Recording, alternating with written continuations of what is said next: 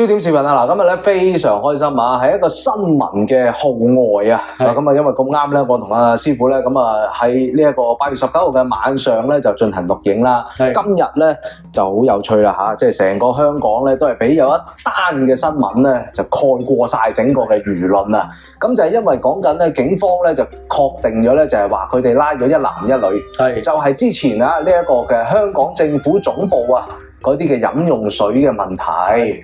咁啊，拉咗一男一女咧，就係話佢哋係涉嫌詐騙喎。咁啊，仲有一個在逃嘅犯人咧，係暫時未拉到嘅。嗱，咁啊，整個故事咧，其實新聞內容我相信大家都好熟悉㗎啦。咁啊，事源就係由於因為啊呢一個嘅政府總部啊，港島區嘅佢哋嗰個嘅飲用同事嘅飲用水咧，咁就即係有一個嘅投標啦、中標啦，咁就俾咗一間公司。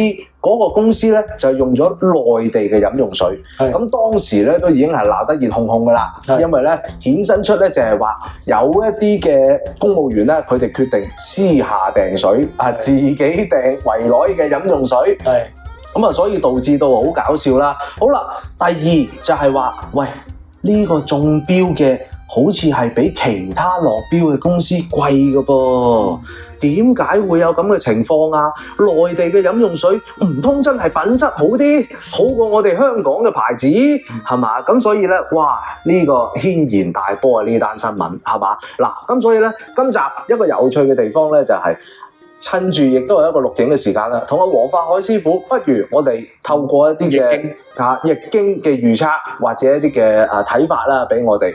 兩個問題咧，我會問師傅嘅。第一就係呢一單嘢投標嘅事件，現時最新啊，頭先我錄影咧就係1個鐘前咧，咁啊嗰個嘅所謂嘅被捕一男一女咧，佢哋都唔知點解可以公開發言嘅喎，佢就話佢哋好慘啊，佢話佢哋好慘，咁啊連帶咧就連運輸公司都好慘。因為運輸公司咧，佢就將嗰啲嘅飲用水咧未交俾政府之前咧，佢哋就擺晒喺自己個倉度，冧咗一棟4米高嘅牆，何其壯觀！咁嗰個就負責人就叫做劉先生。阿劉先生就話：喂，大佬，我都唔知發生咩事嘅噃，咁樣嗱，咁所以咧咁樣啦，今集我哋透過易經嘅角度去講一講，究竟啊呢一單嘢係一個人為真正嘅詐騙。有心動政府一鑊，定係其實佢係戇嘟一啲無心之失。好啊，嗱呢個係第一個問題。第二個問題就係好啦，後續有冇人需要落鑊咧？師傅，好，針對第一個問題，到底成件事係一個低級錯誤，係我乜乜嘅行為啊？定係有組織、有部署嘅動政府嘅行為啊？好嘛？是的。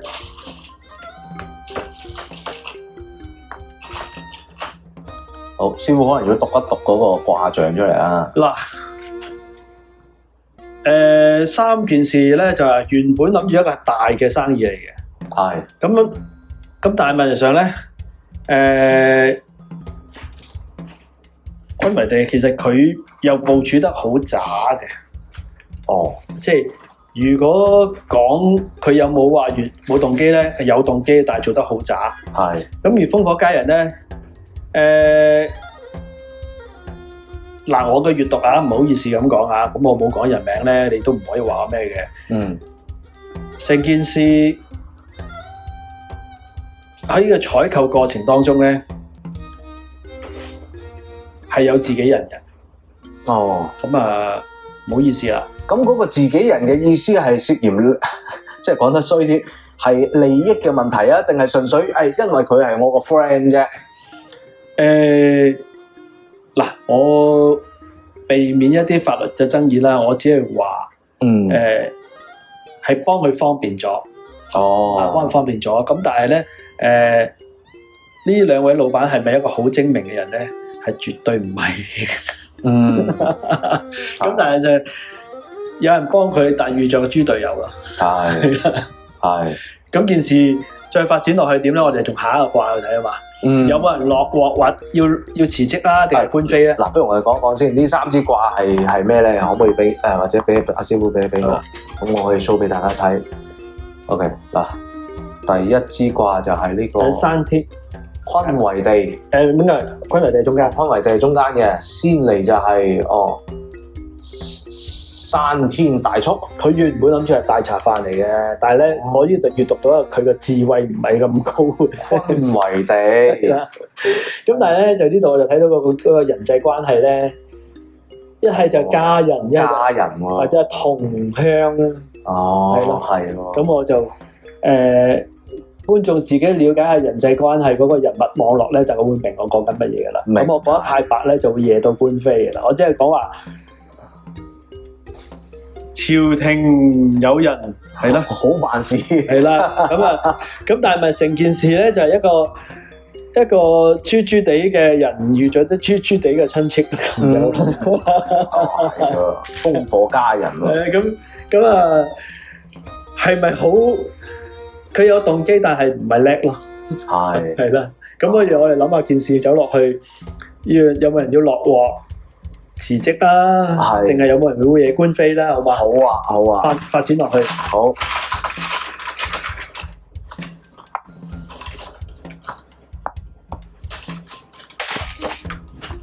嗱，成件事咧，火嚟合水咧就係官非嚟噶啦。係。咁啊就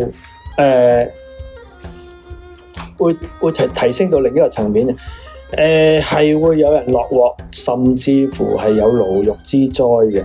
哦，講緊官員啊，係啦，咁不排除咧喺我哋視線見到嘅官員再高一個層次嘅。哦，係啦，唔係淨係講緊鏡頭見嗰啲啊，後邊仲有嘅。OK，咁我又唔可以講得再太白噶啦，太白就出事噶啦。係嗱，咁我就將3支嘅卦象啊，都俾大家睇一睇啦。要有官係有官非嘅，係地風星、山風鼓同埋火雷合勢合啊。勢合其實如果你直譯就可以解讀係 punishment 啦。咁但係如果你睇官非嘅話咧，應噶啦，唔係話就咁官員辭職炒人咁簡單啊。係啦。咁同埋就係會涉及官員咧，唔係話我哋見到某一兩個局長咁簡單啊，後邊仲有。係。不過問題就係成個組合啊，睇翻頭先嗰個卦咧，包括個官員都唔係話好精靈嘅人嚟。確實係唔精靈啊。豬啊，係咪先？成件事好豬啊！即係你問我，喂我。師傅，我做過工程，即係我話俾你聽，我當然了解投標究竟係一件咩回事啦。唔係咁傻仔啦！你班友仔根本就完全就係視呢個制度為無物，係嘛？你要入標都唔會揾一間啱啱半年 reactive 嘅公司啊！大把公司揀，你見到整一間停咗即係死僵屍公司，突然間咁樣，你真係冇得好講。係啊，冇錯啦，呢啲即係擺到明就係有問題嘅。咁啊，所以嗱，今次我哋呢一個嘅少少嘅新聞號外咧，咁啊俾咗一啲嘅預測同分析俾大家。嗱，咁當然啦，即係參考啦，佔用少少嘅廣告時間啦。